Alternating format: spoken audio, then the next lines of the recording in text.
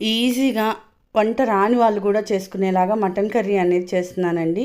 First ఒక 1/2 kg mutton తీసుకొని అందులో పెరుగు, ఉప్పు దాంతోపాటుగా కొంచెం పసుపు యాడ్ చేసేసుకొని ఇదో చూడండి కుక్కర్లో అది వేసేసి విజిల్ పెట్టేసుకొని మటన్ని బట్టే అండి.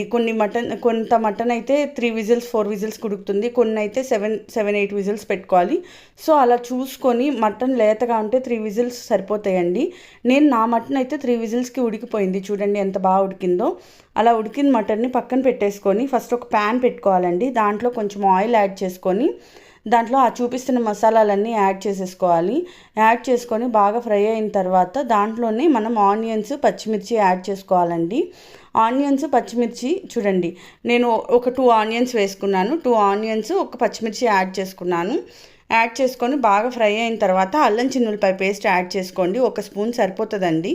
బాగా ఫ్రై చేసిన తర్వాత దాంట్లోనే ఒక చిన్న టమాటో కట్ చేసుకొని యాడ్ చేసుకోండి.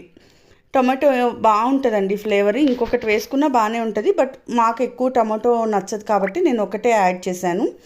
సో దాంట్లోనే పసుపు, ఉప్పు కొంచెం వేసుకొని బాగా మగ్గనివ్వాలండి. మూత పెట్టేసి మగ్గనిచ్చేస్తే మనకి బాగా కుక్ అయిపోతుంది. చూడండి ప్రెగ్నెన్సీ సిరీస్ అన్ని వీడియోస్ చేసున్నాను చూడండి. కొంచెం టైం అడ్జస్ట్ అవ్వలేక ప్రెగ్నెన్సీ సిరీస్ చేయలేకపోతున్నాను, బట్ త్వరలోనే మీకు అన్ని అప్డేట్స్తో సహా ఇస్తానండి. దాంట్లోనే ఆ మగ్గిపోయిన దాంట్లోనే నేను మటన్ కాబట్టి 2.5 స్పూన్స్ వరకు కారం వేసానండి.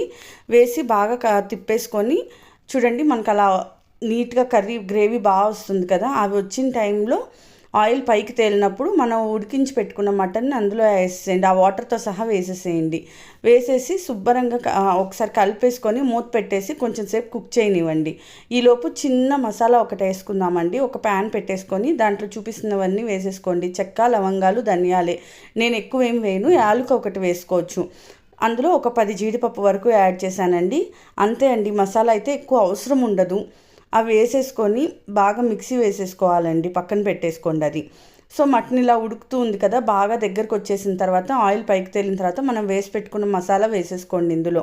చూడండి ఆ జీడిపప్పు, ఎందుకంటే ఆ మటన్లో జీడిపప్పు వేయడం వల్ల కొంచెం ఆ రిచ్నెస్ వస్తుంది, ఆ టేస్ట్ చాలా బాగా వస్తుందండి. సో అట్లా వేసిన తర్వాత కొద్దిసేపు ఉడికించేయాలండి. దాంట్లోనే పుదీనా ఉంటే వేసుకోవచ్చు, కొత్తిమీర, పుదీనా వేసుకోండి. ఈ 2 వేసుకుంటే ఫ్లేవర్ చాలా బాగుంటుంది మటన్లో.